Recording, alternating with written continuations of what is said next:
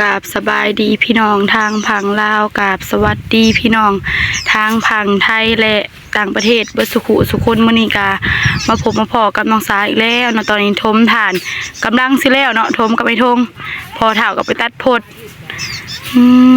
ใกล้สิแล้วแล้วเนาะเหลือข้างเดียวหนึงก็สิแล้วแหละเฮาดินขึ้นถึงก่อนเนาะเฮาจึงทมทั้งข้างมันโอ้ยังเหลือแต่ข้างน้องซะเนาะหรือว่าน้องน้ำนั่นแหละอ่ะเป็นจังไดก็ไปเบิ่งนำกันบัดนี้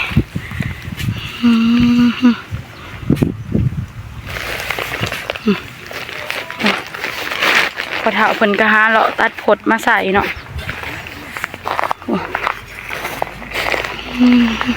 เฮาส่วนที่ดินขึ้นทางหลังเต็มเลยเนาะถมข้างนี่ซอยกัน2 คนนี่เลยเนาะข้างนี้บัดนี้นี่ยังเหลือแต่ข้างเดียวนี่เนาะโอ้ทางไอ้ทงก็ลงถมอ้าวสบายดีไอ้ทง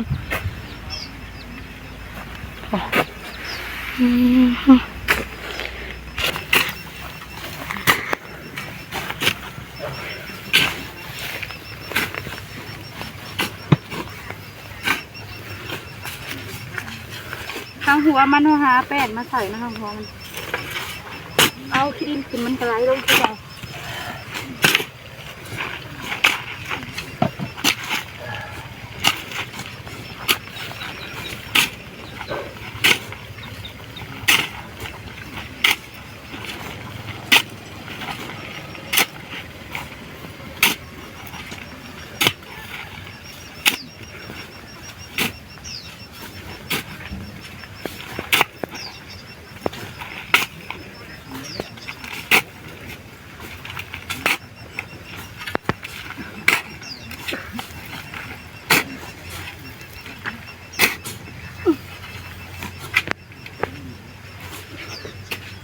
มีแต่หาแป้นมาใส่เนาะทางหัวมัน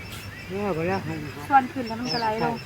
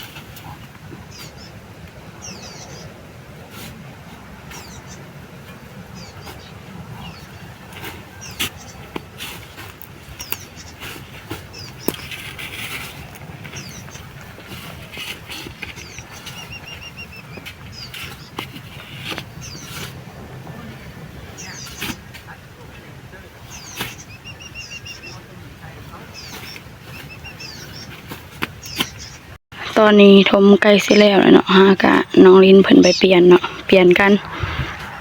ทมใกล้สิแล้วนะเหลือแต่ข้างนั่นข้างเดียวเนาะเหลือทางข้างนิดนึงเพราะว่าทมได้เติบเลยให้น้องลินเพิ่นเปลี่ยนเนาะบัดนี้เอาไปเบิ่งกันเลยเนาะ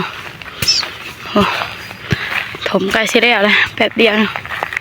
มีแต่ไปหาแปดมาห้องเนาะขาตั้งกล้องกาบ่ได้ถือมาทางพอเฒ่าก็ไม่ทง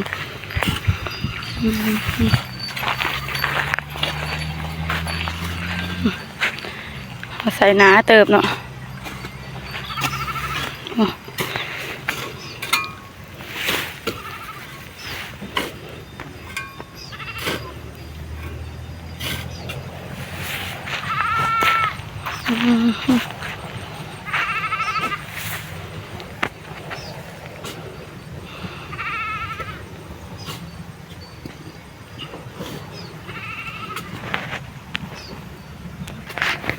ตอนนี้ก็ใกล้สิแล้วได้ผมไว้เติม แค่ไฟส่งไหมฮะ ฮะ แค่ แป้นโคปนเอาแล้วแม่งอันนี้นี่เอาแป้นตัวนี้เลยปุ๊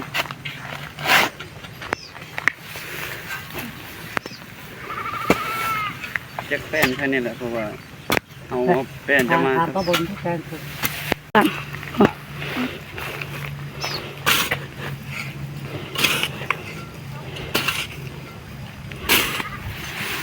เขาก็สิหาเป็นขังเนาะบัดนี้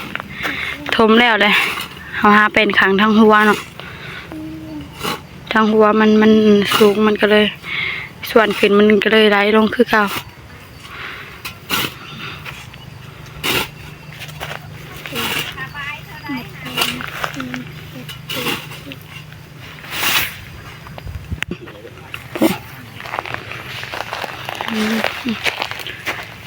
ขี้เหลือยครับพอดีเลยเนาะ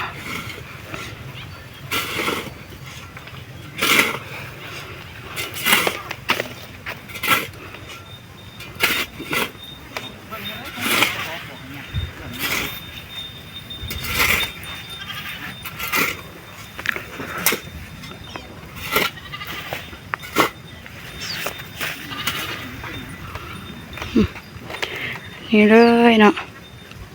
อันนี้ก็สิเป็นทางปากจูดเนาะปากจูดเฮาก็หาใหม่น้อยๆแหน่แซมใส่น้อยๆแน่ๆก็เป็นไม้เข่งเนาะทิศทางปากจูดมันนี่เลยเนาะถมแล้วเรียบร้อยข้างนี้ก็แล้วถมแป๊บเดียวหนึ่งนอนก็แล้วหลายคนซอยกันโอ้หลายคู่หลายคนซอยกันแป๊บเดียวก็แล้ว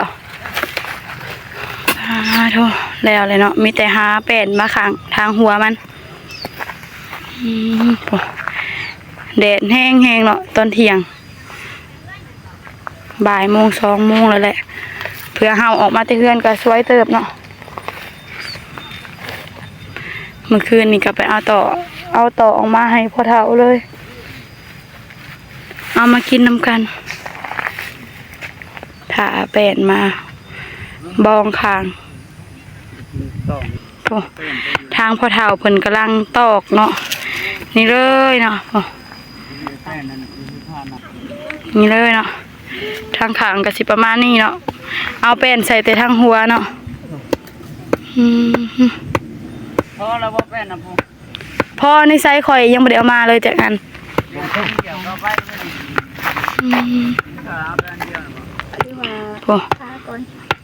พอเท้ามันขึ้นตอกอยู่เทิงเลยได้ป่ะพ่อเท้าใช่เป็นเอาใส่ลองเบิกน้องลิ้นแป้นนี่มันสิทำเครื่องรูดเอามาเครื่องอีกถูดแป้นมาถึงนะเอาไหมพอเท้าเอาไหมมาค้ำอันนี้ก็อยู่แม่นี่เลยเนาะ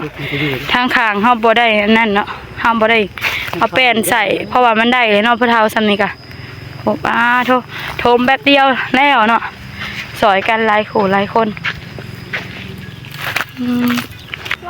โอ้น้องลินเพิ่นนั่นน่ะกินน้ำกันไอ้ทงยังกินน้ำน้องลินชวนถ่ายไอ้ทงโอ้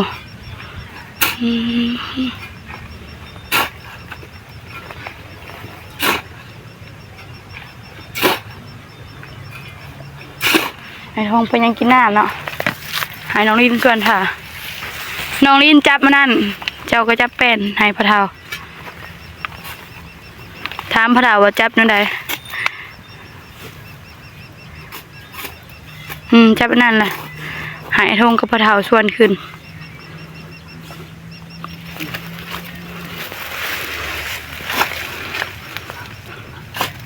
โอ้ทางพ่อเฒ่าเพิ่นก็ส่วนข้างนั่นเนาะทั้งขางมันบ่ได้เลยเนี่ยฮะพ่อเฒ่าหาอย่างไอ้ทงหาแป้นมาขังยังเนาะนี่ก็ต้องขอรักนี่รักนี่โอ้พ่อเฒ่ายังสิหาแป้นมาใส่เนาะกับไอ้ทงนี่เลยเนาะโอ้ เอาขังแป้นทางหัวเนาะไอ้ทงยังไปตัดผดเนาะพอตัดผดมาใส่ทางปากมันเนาะเพราะว่ามันยังเดือนหน่อยหนึงโอ้คอนใหม่ทางพะเทาเพิ่น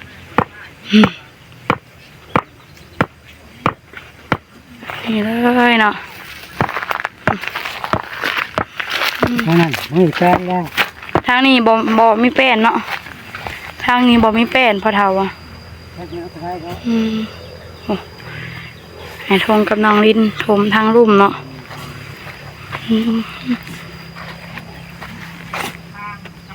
เอาโดยโอ้พอเฒ่าเราบ่เคยจุดตอนเที่ยงตอนแรงมีแต่ทมแล้วมื้อเช้าจุดโอ้น้องลินมันกำลังทม ผมจะทำปากมันซื่อๆเนาะทางนี้เดียวนึง พอแล้วน้องลินได้ละโอ้มีแต่ไปสระทั้งหมดแล้วน้องลิน คนแก่นี่แล้ว โอ้ไอ้ทงไปพุ่นเนาะไปถมทางหัวเนาะตอนนี้ก็เป็นเวลา3:30 นเนาะถมแล้วเฮาออกมากับประมาณ 12 โมงเนาะพากัน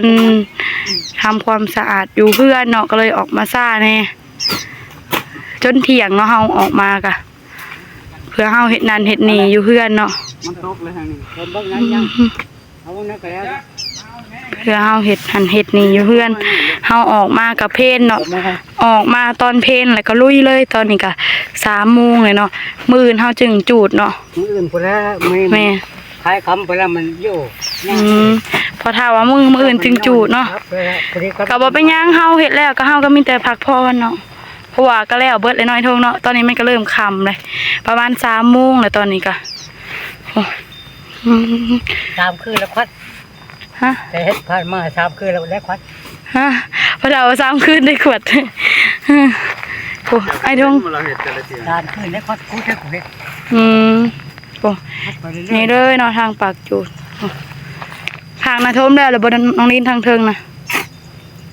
ทางเทิงแป้นน่ะได้ยังเบิ่งดูยังบ่ทมนะ